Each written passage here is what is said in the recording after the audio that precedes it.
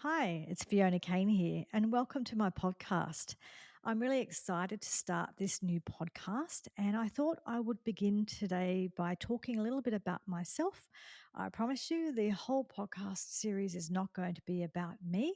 I just thought that it would be useful so that you know a little bit about my background and what I do, and that will help you understand my approach to this podcast which I am open to the fact that the podcast may change and evolve as time goes on. But essentially, what I want to do is talk about health and well-being from lots of different aspects. So, a little bit about me. So, I'm 51 years old and I have my own business, Informed Health.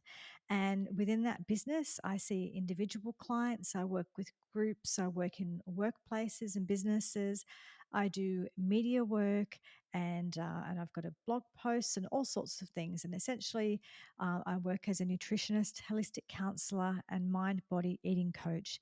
And so I use all of those different qualifications and experiences to help me educate people, work with individual clients, whatever it is I'm doing on the day.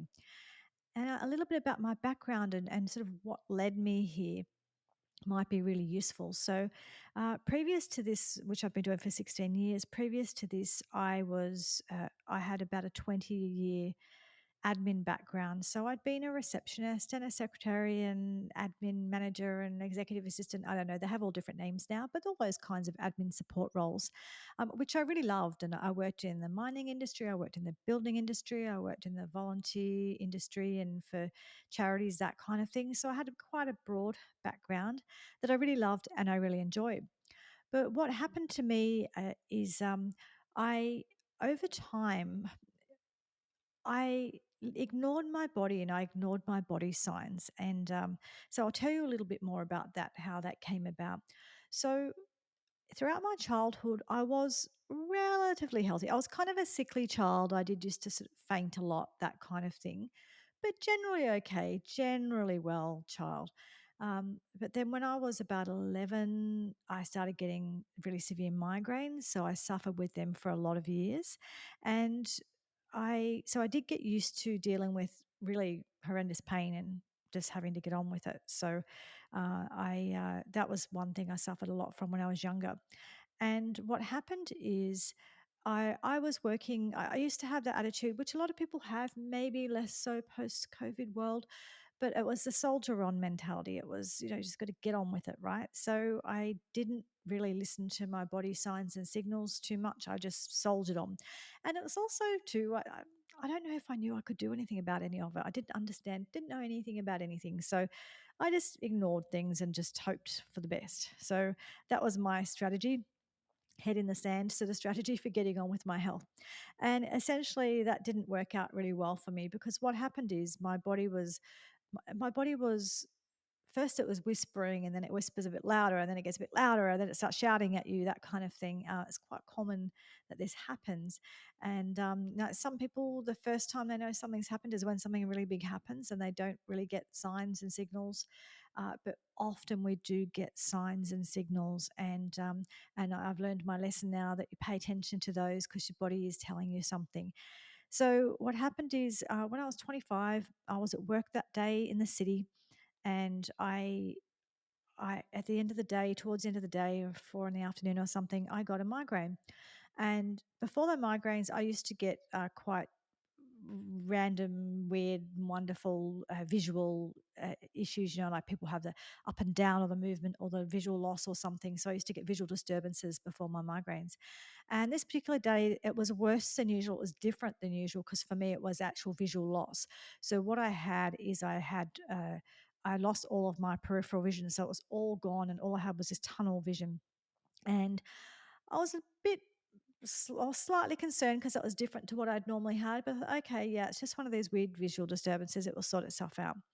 And I I was offered a taxi home. It was sort of from the city to Penrith, which is a long way back in the day too, on Parramatta Road, all that sort of thing. I thought, oh no, I think I'll just catch a train because at least I can get off a train if I start feeling sick or something.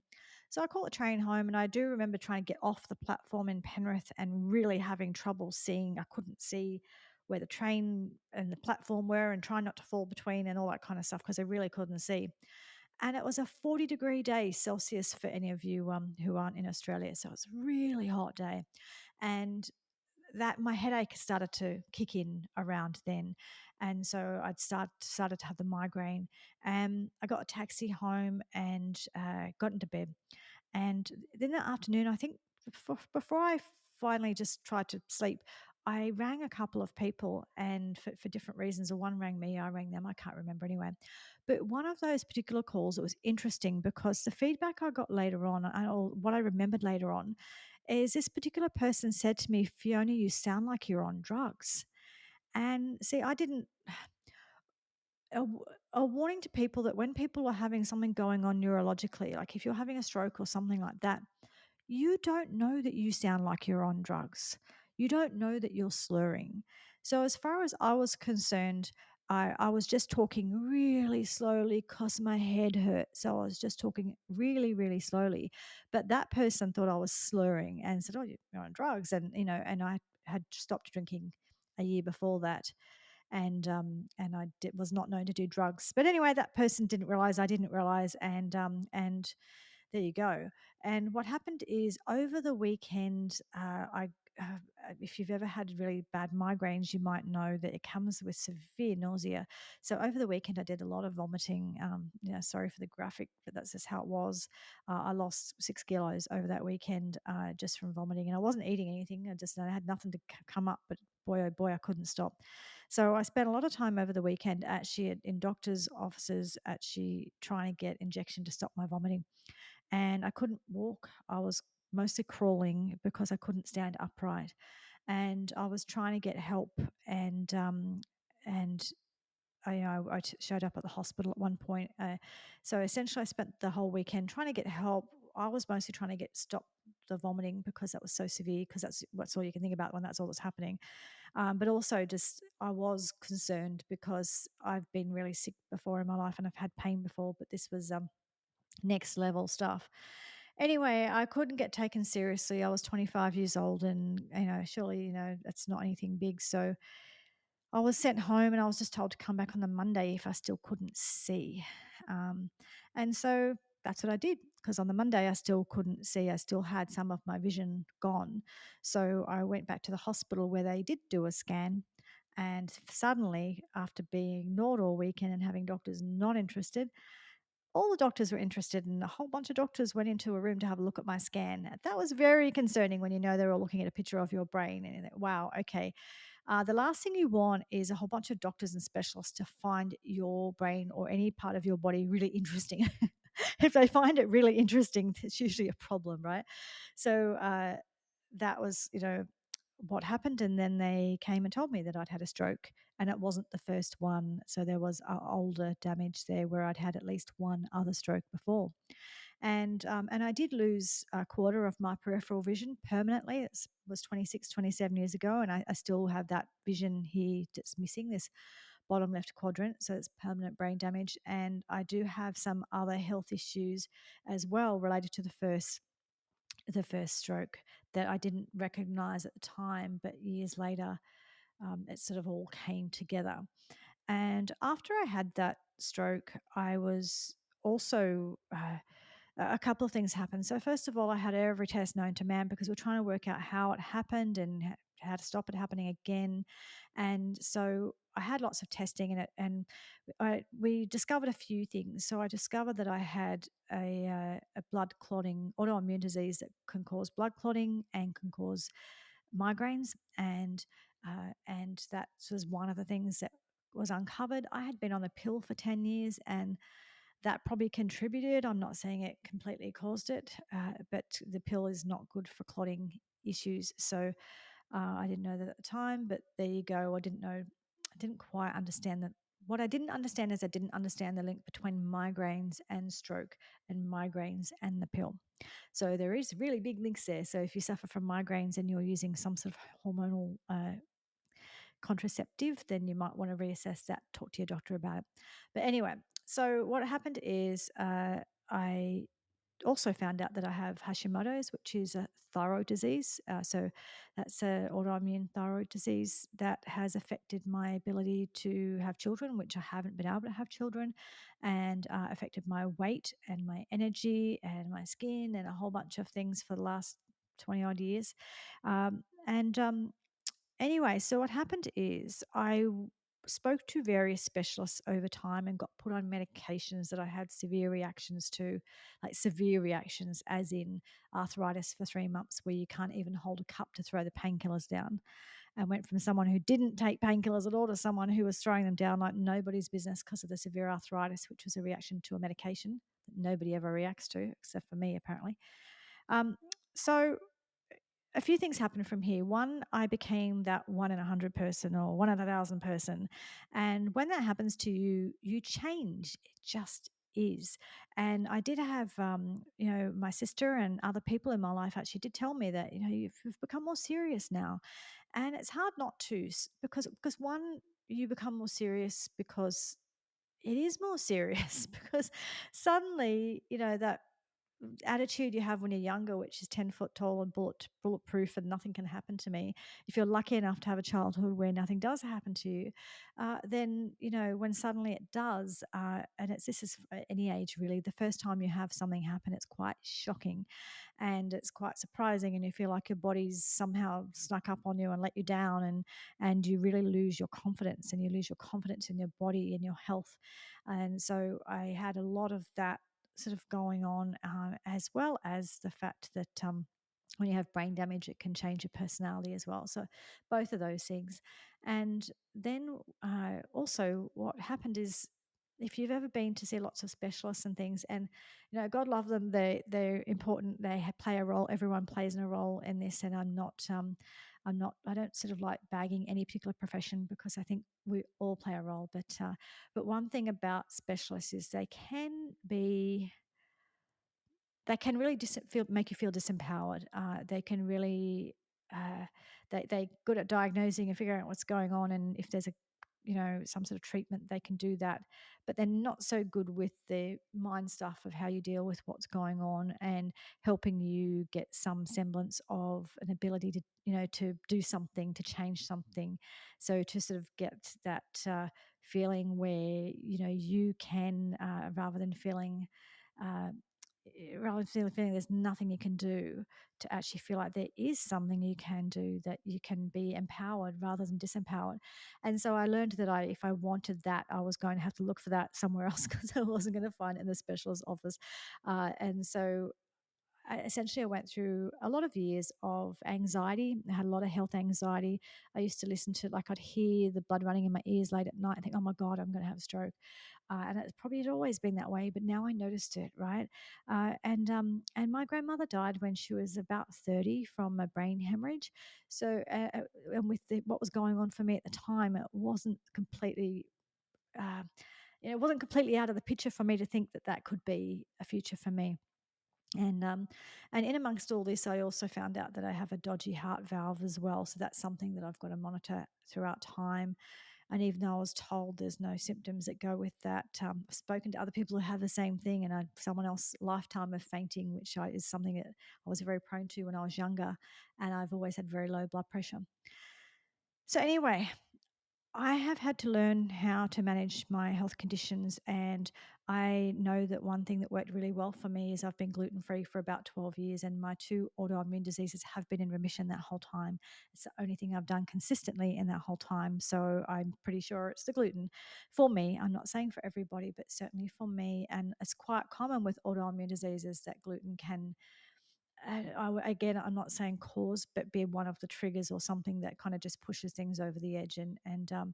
And what I've learned a lot about in regards to nutrition and health is we have the genetics. So the genetics is, I've got the Irish skin and the blue eyes, and whatever genetically you have, and genetically you might have a predisposition towards certain health conditions. But then there's epigenetics, and epigenetics is a really broad topic, so I'm just going to narrow it down to one little thing. But with epigenetics, it's whether or not that thing that you have a genetic predisposition to you happens. So I'll give you an example of what I mean. Dr. Ross Walker actually talks, the way he describes this, he talks about genetics as being the loaded gun. So the loaded gun of, in my history, for me, I've got like stomach cancer, bowel cancer, breast cancer. That's my history in my family. That's my genetics. That's the loaded gun. And epigenetics is whether or not I pull the trigger. And pulling the trigger will depend on lifestyle. So it will depend on what I eat, what I drink, what I think, who I spend my time with, how I manage my stress, whether or not I move my body, what medications I do or don't take. It's a whole bunch of things that will affect, and probably more sleep. Whether or not I'm sleeping well, a whole bunch of things. I'm sure way more than what I just thought of right then. But all of these lifestyle factors will contribute to whether or not that trigger is pulled. So epigenetics is the part that you're in control of, and it's considered to be, in most conditions, not all, but in most conditions, it's kind of 70 to 80% of the picture. So the way I see it is, I like to work with that 70 to 80%. There's 20, 30% there you can't control, and life is life's messy, right? We don't have control over life. But what we can do is we can empower ourselves with, what are the things I can do? What's going on for me? What do I need to deal with? Who's the best team or the best people to help me with that? Which specialists, which natural therapists, whatever it is. And then empower yourself with, well, what can I do? And you do the bit that you can do, and let go of the stuff that you can't control. And that has been literally a lifetime of me learning that, because there's a lot in it and it can be quite challenging. And the head stuff is probably one of the hardest things, that is part of that. And of course, things change all of the time based on stress levels. And obviously, the last few years, for so many of us, the stress of the last few years has been very challenging. And for me, I had the extra thing of, I was dealing with my mother's death over the last few years, and I was very much involved in the care and support of my mother at the end of her life, and being with her when she died. And as much as I'm really grateful that I had that experience, and I'll probably will talk about that in the future, I also just, it took a lot out of me, and it was very stressful trying to keep my business going, trying to keep my marriage going, trying to support my mum, and all of the things that it's. I get that I'm not, this is just my story. I get that there's a million people with the same story, more or less, all the rest of it. It's just a really common thing. And once we get to a certain age, it's not uncommon to be dealing with parents who are ailing. And I suppose a lucky thing for me, lucky, unlucky, whichever way you look at it, depends on the day, depends on what angle you're looking at it from, is I didn't have children to try and manage at the same time. I know many of my clients are managing children and aging parents and their own life and their own career and all the rest of it. So it's can feel like really impossible sometimes. So essentially, what I've learned is that health is not something that it's just a given. It's something that you have to work for. And even, and if you're lucky when you're younger, you might get away with it, but most of us don't as we get older. I suppose the gift of getting sick when I was younger is, it taught me that at a young age, because I work a lot with clients who, they're just figuring that out at 50s and 60s and 40s, when suddenly they start having health issues. The good thing about figuring it out a lot earlier is I got onto it a lot earlier, and I've had a lot more time to get used to it. So, but a lot of life for me is managing my health, managing my energy, and what does that look like on that week, on that day, on that year. And sometimes are more challenging than others, and I've had to learn a lot about stress and managing stress and getting on with life while you're living with an enormous amount of stress. And for me, emotional eating has been part of that journey as well. I don't drink alcohol, I don't do drugs, but food has been an issue for me. And I add that to the thyroid disease, and now menopause is, I'm heading in that direction. It's all happening. So essentially, my health experience means that I get it. I understand what those challenges are like, and I get it from as an inside job, and I get the anxiety and sleepless nights and issues we have around our health, I get how expensive it is to maintain and manage all of those things. Actually, the reason I studied in the first place, that I kind of didn't mention that I studied in there. I did mention that that's my job now, but the reason I went to study is because I was so confused, because I started to feel like I wanted to help myself, and I started to go to natural therapists and get some really good ideas, and wanted to start doing those things. But my specialists were really anti that, and really not very supportive. And what I wanted for myself is I wanted the knowledge. So I could walk into my specialist's office, I would know what to ask, I would understand the answers, and then I could walk out of that office. I could make my own choice. And sometimes my choice is to absolutely follow what the specialist has said and to take the medication or to have the surgery or do whatever. Sometimes it's not, or sometimes it's a balance of those things. But I feel like I'm making that choice for myself because I have to live with the consequences. And I've learned that when you live with the consequences, you want to make that choice for yourself, and you want to be as educated as you can around it. And this is something that I try and support my clients with as well. I don't have all the answers. I have lots of answers and lots of ideas and lots of knowledge, and I impart that the best I can. And but I always encourage people to balance that out with other information as well. But I think it is important that you do live with the consequences of your choices, so you have a right to make the right choice for you. If you get the information and if you're able to understand it, that makes it really, really useful. Like, I didn't understand the association between the pill and stroke, that sort of thing, when I was younger. Because and going back to that, just in case, because I don't think I said it at the time, but when you do have a migraine, what's happening is your blood vessels are constricting because they are closing. And so it's actually not that uncommon for people to have a stroke during a migraine, because there's that lack of blood flow. And if the blood flow closes off for long enough, you have a stroke. So I didn't know that at the time, but that is something that can happen. So if you do suffer from migraines, you do need to take them seriously, and you do need to sort of do all the other things you can around it to support you. And it may include medication. Or it may include supplements, it might include dietary changes, it might include stress management, it might include lots of things. But you do have to take seriously that the outcome of migraines can be, it's not just pain, it can be a lot worse than that, unfortunately. So anyway, that's just a little bit of an introduction to how I got interested in health, because I was not interested at all until I didn't really have my health. The lessons I've learned about, really finding your way again and getting over the anxiety, and just creating a team around me, getting the support I need. And for me, I got the education as well. And really what I've learned a lot is about what self-care looks like, and really self-care. It's not some Insta model thing on Instagram that's, a bikini model on a beach or something. Yeah, great. That could maybe be an example of self care. But self care looks like, what do I do today that's going to support my health? And how do I do that depending on where I'm at? Am I in the school line picking up the kids? Am I at the hospital with my parents? Or what am I doing today? I'm at work. Where am I? How do I fit self care into that? And it might be really small things like remembering to breathe. It might be changing your diet. It might be moving your body, even if it's only for a couple of minutes, to your favorite song while you're just on your way somewhere, or get up and dance around your desk for a couple of minutes, whatever it looks like. But self care looks like different things on different days. But it is really, really important to understand what it is and to be in tune with your body, which is something I've now learned, is to be in tune and to pay attention and to listen. And when my body whispers at me and when my body starts talking to me, I pay attention now in a way that I never did when I was younger. So I've really learned that. If nothing else, that's something that I have really learned. And Really, I think probably leave it at that. I don't want to make this episode too long. Essentially, I just wanted to say welcome to my podcast. I wanted to tell you a little bit about why I do what I do and how I got here, and where my perspective comes from.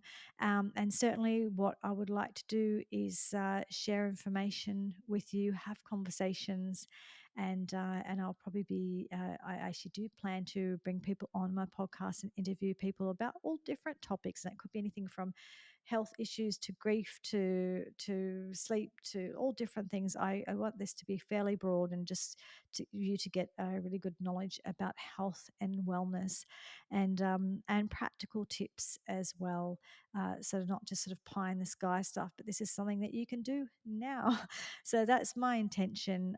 So thank you for tuning in today and listening to this. I really appreciate you, and I'm happy to get any feedback as well.